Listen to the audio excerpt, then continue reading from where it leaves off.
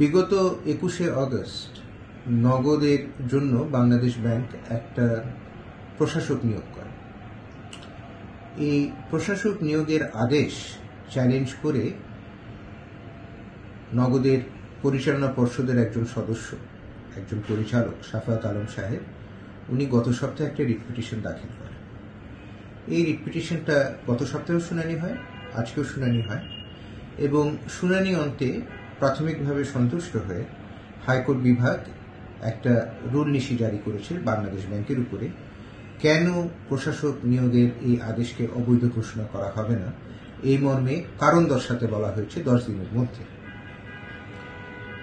এই মামলায় নগদের পক্ষে বা সাফায়াত আলম সাহেবের পক্ষে আমাদের মূল নিবেদন ছিল এই, যে আইনের আওতায় প্রশাসক নিয়োগ করা হয়েছে সেই আইনের আওতায় দুটি সন্তুষ্টির যে কোনো একটি সাপেক্ষে প্রশাসক নিয়োগ করা যায়।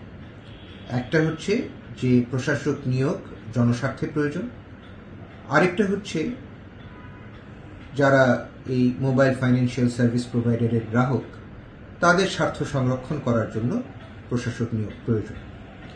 কিন্তু তর্কিত আদেশ, যে আদেশ দ্বারা প্রশাসক নিয়োগ করা হয়েছে, সেই আদেশে এই দুই ধরনের কোনো সন্তুষ্টি ব্যক্ত করা হয়নি।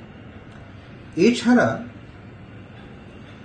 প্রশাসক নিয়োগের আগে আইনে আরেকটা বিধান আছে, আরেকটা বাধ্যকতা আছে, যে যার উপরে প্রশাসক নিয়োগ করা হচ্ছে তাকে আত্মপক্ষ সমর্থনের একটা সুযোগ দিতে হবে। এই প্রশাসক নিয়োগের আগে নগদকে আত্মপক্ষ সমর্থনের কোনো সুযোগ দেওয়া হয়নি। এগুলো হচ্ছে আইনের প্রশ্নে আমাদের মূল নিবেদন ছিল এই আদালতের সামনে। তাহলে পরে 19শে আগস্ট 2024 সালের প্রতিবেদন, যে প্রতিবেদনের উপরে বিজ্ঞ অ্যাটর্নি জেনারেল মহোদয়ের বক্তব্য অনুযায়ী এই প্রশাসক নিয়োগের আদেশটাকে যথার্থ বলে প্রতিভাত করবার চেষ্টা করছে বাংলাদেশ ব্যাংক, সেই প্রতিবেদনে প্রশাসক নিয়োগের কোনো কথা নাই।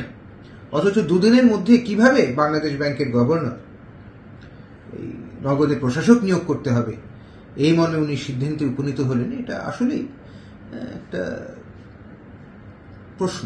এই প্রশ্নের উত্তর কি আমরা জানি না। এই প্রশ্নের উত্তর আমরা জানতে পারবো যখন বাংলাদেশ ব্যাংক এই রুলের জবাব দিবে। আমাদের তরফ থেকে আমরা চেষ্টা করছি যত তাড়াতাড়ি সম্ভব এই রুলটার চূড়ান্ত শুনানি করার জন্য প্রয়োজনীয় পদক্ষেপ নিতে। ধন্যবাদ।